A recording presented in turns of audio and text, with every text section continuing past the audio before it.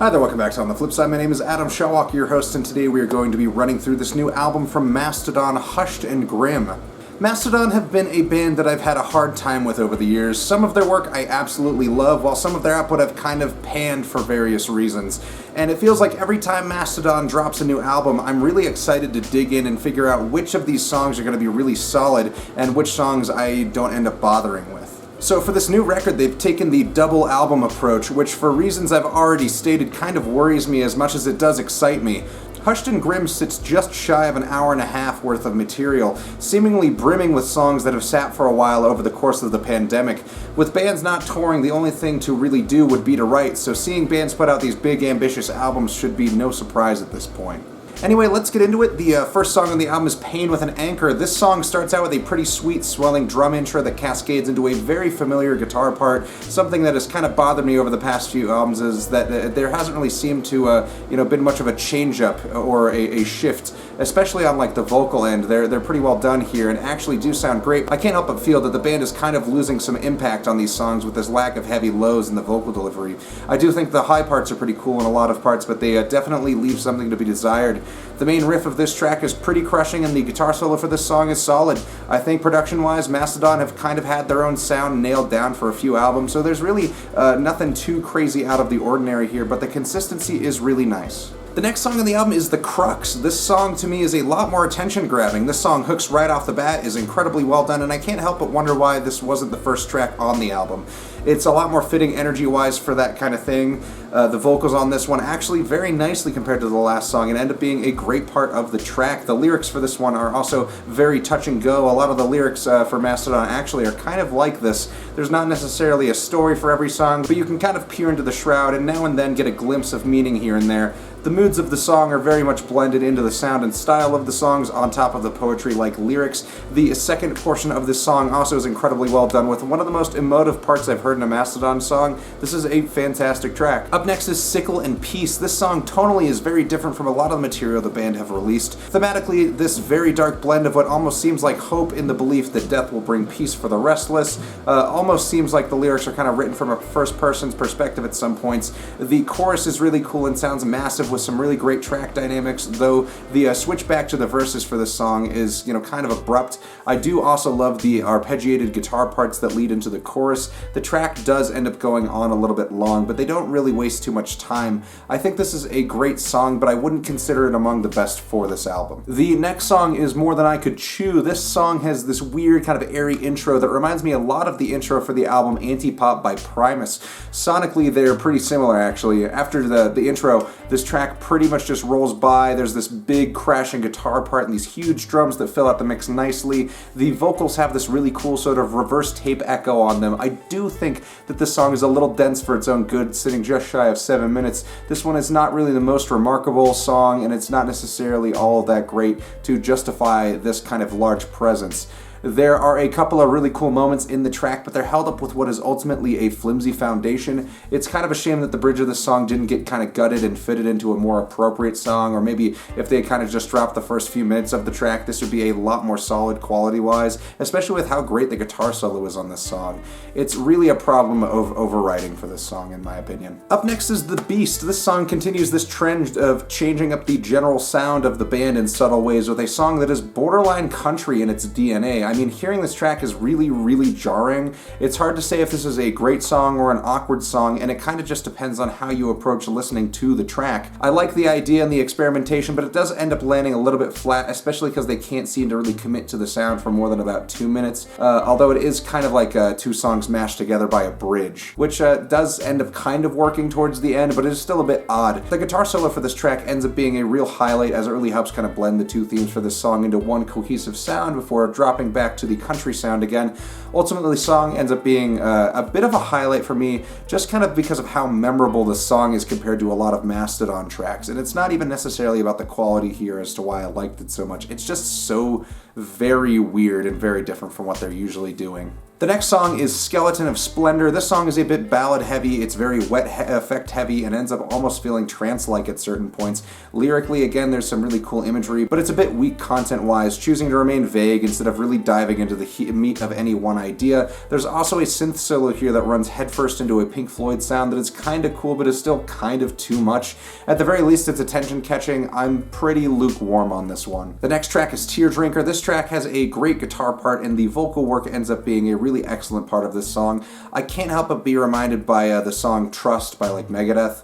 This whole album really lands in kind of the same sonic trench as Cryptic Writings. There's just a lot more parallels in the sounds, the points of the careers of the bands involved, and the general thoughts I've had towards the songs so far. I generally feel favorable of this record, but it's still just such a strange listen as far as Mastodon goes. This song really drips with weird production and writing choices, none of which I would really consider bad. They just seem really, really uncanny for this band. Next up is Pushing the Tides. As far as a return to form that can be made goes, this is as close to a song from Leviathan as I think that we're gonna get, at least instrumentally. This is a great hard-hitting track and I think helps out the pacing a lot. It is a much more straightforward than the last few songs. I think this is one of my favorite songs on the album and one of the strongest tracks here. The next track is Peace and Tranquility. This song has one of the best guitar parts I've heard from Mastodon, with this very prog-heavy lick that pulls along the intro into the vocal section that also end up being really, really well done. I think this is exactly what I would want from the sound that Mastodon have been delving into the past few records. It seems like either they've been doing tracks like this long enough now that they're starting to really nail down some great songs, or maybe they've put out so much material here that something was bound to be good and it seemed kind of, hard to say in my book. I do think this is a very kick-ass song though. Up next is Dagger. As far as Mastodon goes, this song is really out there for them. I mean, the vocals are right in line for like their normal sound, but the instrumentals for this track are way more percussive and tribalistic, almost ritualistic in a way. I do really appreciate the risks that Mastodon are taking here. The point I was making at the beginning of this video about Mastodon being kind of like a songs band and not an albums band, I think still holds true in most cases, but with the amount of really big risks and shifts in sound on this album, I think a shorter and more focused album could end up being a really solid back-to-front record. This song ends up being an absolute highlight and probably a favorite for me for sure. The next track is Had It All. This song is another bold departure of their usual sound that ends up being far more welcome than expected. There's some really beautiful synth work on this song that kind of blows me away, because there's been a few moments on this album that have used these big sweeping kind of 70s rock style synths, but this sound is like far more subtle and gentle and it works really well. The vocals on this track too are just so sweeping and haunting, and the guitar solo is really top notch. I think that this may be one of the best songs on the entire record. The next track is Savage Lands, a very immediate shift sonically as far as songs that really rip on this record. This is the closest to Pushing the Tides on this album. Like that track, it is also on the shorter side, which is a really big plus in my opinion. It's a tight and focused song. Next track is Gobblers of Dregs. This song kind of leans into a sludge metal meets prog rock sound for the intro, which rolls back into this gentle swaying melody. This song is the longest on the album at 8.5 minutes, and it does seem a little longer than it needs to be. I do think they're reaching for the right influences at least though, and it does help justify the song length a bit with some very clear doom metal influences in the main segments of this song. I think lyrically the song is very poetic but not super clear, but you can kind of discern from the song title that this track is about drinking, as a dreg is the last little bits of a drink at the bottom of a glass, so I could kind of see this being a song about crawling into a bottle to cope with some kind of depression, especially with the lyrics like, "All that I needed from you was your warm embrace, turns out that was mine to give."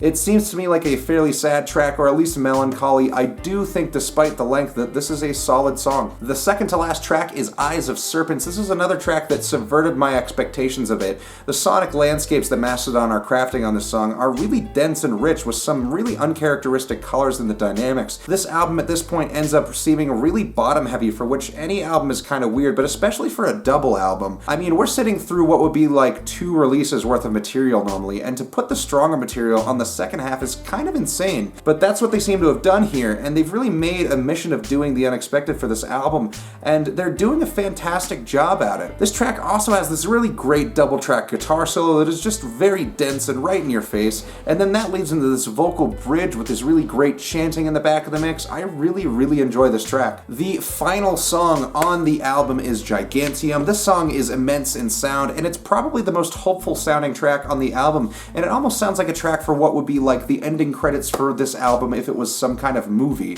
like a kind of a final bow and farewell. The track is really almost upbeat and in a way is really beautiful. The lyricism on this track is by far and away the absolute strongest on the album. Colorful imagery and strong wording choices really make this a track with great staying power. The final lines on this song are incredibly powerful too, with "the mountains we made in the distance, those will stay with us." Really, that's just a beautiful line and it's really raw. The guitar solo this song wraps up with is just killer and stands on the top of things triumphantly, just crushing it. Mastodon's definitely got the memo with saving the best for last, as this may be one of the finest songs of their career. This album has been a bit of a nightmare for me, as it really just flipped me on my head for what I thought I was going to, get going into it.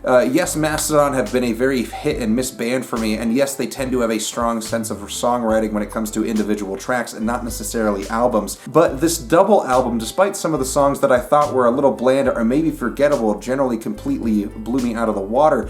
I think Mastodon have really grown as artists and as writers, and with this album have finally confidently made great bounds into new territories in their sound, and I am very happy with that. Hushed and Grim gets a solid 8 out of 10. Thank you all so much again for watching. If you enjoyed this video, please consider subscribing and drop a like on this video. It really helps out the channel a lot. Also follow the show on Instagram and check out my Reverb store. Links to those are both in the description below. Thank you all so much again. You're all wonderful, and we'll see you on the flip side.